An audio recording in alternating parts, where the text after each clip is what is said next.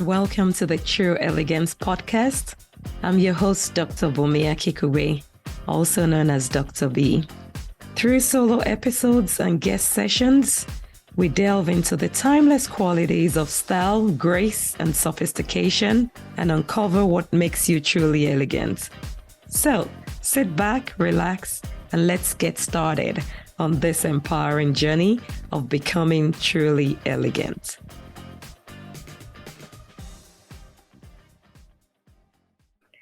Hello, Elegant Tribe. Welcome to another episode of the True Elegance Podcast. I'm your host, Dr. Bunmi Akinkugbe, also known as Dr. B. And on this week's episode of the True Elegance Podcast, I'll be talking about loving your shape.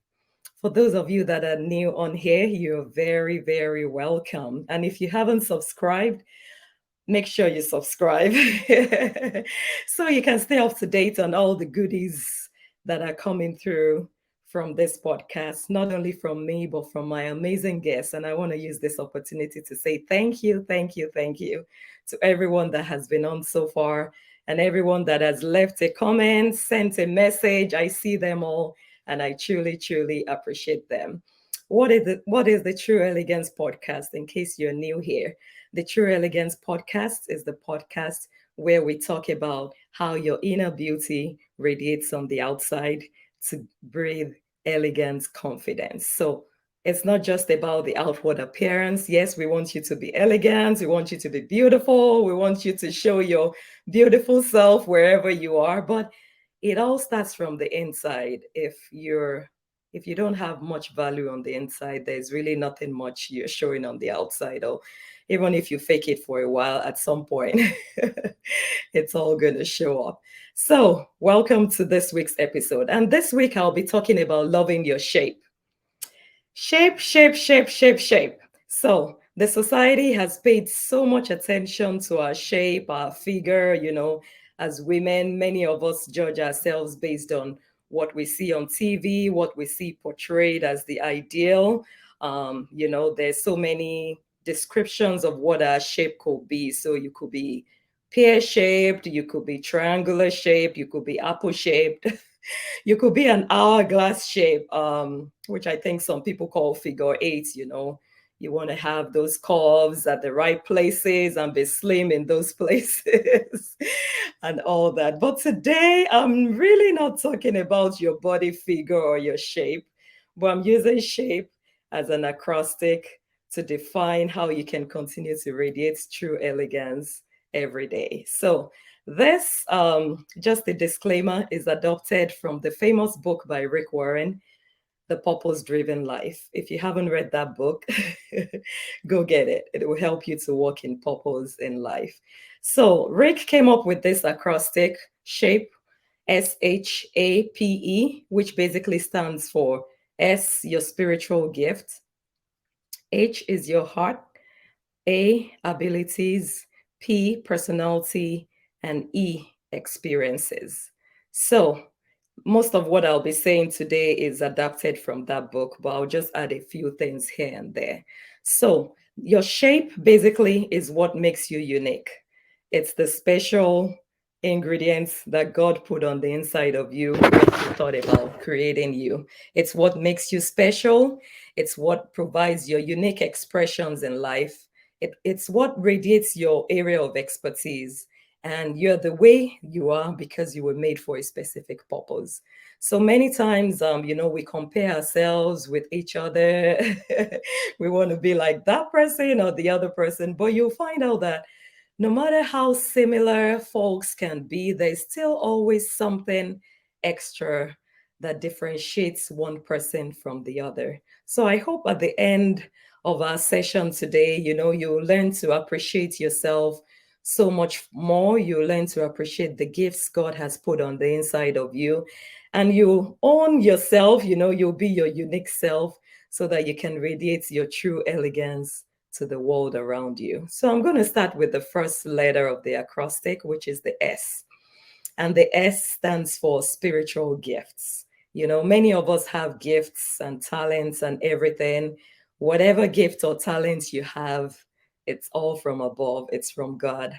And that's where that S stands for. So all the gifts that we have are from above. And God gives special gifts to believers, those who believe in God, believe in Jesus Christ at the time when we give our lives to God. And those things are called gifts because we couldn't have crafted it ourselves. It's like opening a gift and finding out what is inside. And the more you open it, sometimes some people play tricks and they wrap up maybe a ring or a candy in such a huge package. So, you keep unwrapping and unwrapping and unwrapping. And that's how I want you to think of the gifts that God has given you. The more you unwrap them, the closer you get to finding that hidden treasure that is on the inside of you. So God has given us gifts and He wants us to unwrap them. He wants us to use them, not just for ourselves, but for the benefits of other people around us. And there's so many variety of gifts so that we can love and help each other. If I had all the gifts in the world, then I probably wouldn't need you because I'm like, well, I got everything. I don't need anybody. But because we all have unique gifts that merge into each other and blend into each other and help each other, we need each other. And so we express those gifts that God has given us. So that's basically the S. And the H stands for your heart.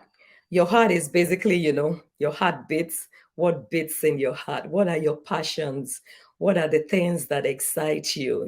We're all different, even in that as well, because what you care about might be different from what I care about. But everyone's cares and interests are important. So don't ignore your interests.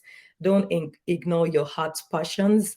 And this kind of ties into the next one, which is the A. The A stands for the abilities. So our heart and our abilities are kind of tied together. So if I love kids, for example, I have some friends that really, really love kids. Mind you, I have kids and I do love kids. But I see some folks that, and I'm sure, I wonder if any of you have encountered them as well. Like the love and passion they have for these kids, even kids that are not their own, is so amazing. And so they have that ability to be able to relate with kids at that level. They have the passion to work with kids. They can travel over many countries or continents just to connect with kids and see that they're doing well and they're doing okay. So, that's an example of how your heart and your abilities tie together. And God has given us so many abilities. Abilities are the things that we're naturally born with. So some folks are gifted in gifts like speaking. They can talk. They can get anybody to talk. They can speak in any environment. I don't think I'm necessarily there. I do some of that when I have to. But some folks are talented in speaking. Some folks are talented in writing, writing lots of books, writing poems, even everyday communication. Sometimes when some people craft some emails, you're like, wow, this person is a talented communicator because they're able to express everything in their mind in writing and it makes sense to the person reading it. And, sometimes these folks are used in negotiation, to be able to craft words in the right way that triggers the right thing in the person they're passing the message across to. And interestingly, it could be a message that if an ordinary person said it, would have gotten the person annoyed and angry and flare up. But, some folks have the gift to be able to craft this message in a way that passes the message across without necessarily triggering anything beyond the normal. So many gifts out there. We know of athletes, some people are talented in basketball, football, soccer, whatever it might be. Some are talented in decorating and baking, things like that. I'm a planner. I like planning. I can plan from today till eternity. I like attention to details. I want to know, okay, even though the program we have might not be until next year, January, I want to know, okay, what are we supposed to be doing in January of this year so that the outcome next year will be great? What are the things we need to follow up in June, July, December, when we're 30 days countdown and everything? These are all gifts, talents, and abilities that God has given us. So I just want to encourage you, in this session today to dig deeper into yourself and find out what are those natural gifts, what are those talents and abilities that God has given you, and noticing them, how you're expressing it in your heart and in your passion, because those are the things that will make you live a life of purpose and, of course, exude true elegance, which is what we're all about. All your skills and talents are not to be wasted. They're supposed to be used for your benefit and the benefits of others. So we're still talking about shape. We've talked about SHA. And now I'll go on to the P. The P stands for your personality. So, and I'm sure that is no news to you that each of us, we're different in our personalities. People are different. My previous episode, I was chatting with Erin, and we were talking about the introverts and the extroverts. Some people are introverted, some people are extroverted, some people like routines, doing the same thing every day, while some of us like flexibility. I don't like routines. I don't like doing the same thing every day. I like switching it up a bit, and staying flexible. And sometimes that gets my husband mad because it's like, oh, you've moved the goalpost again. I thought this was what you said, but I don't do it too often. But when something becomes too routine and redundant, it sometimes gets at me. But that's just me. But it's not necessarily in everything. So some of you might be like me, but we each have our unique personalities.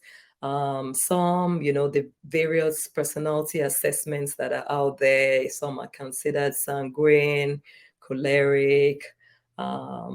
Sometimes, in the workplace, we talk about DISC, the DISC, different kind of personalities. So those are also part of the things that make us unique in our own right. And we don't have to fear or be afraid of who we are. We can show forth our personality, and that attracts, the people we need to us, and hopefully repels the people that we don't need. But being who we are and embracing our personality gives us satisfaction and fulfillment in life. And there's really no right or wrong. No personality is boring. So just be yourself, embrace yourself, and enjoy who you are.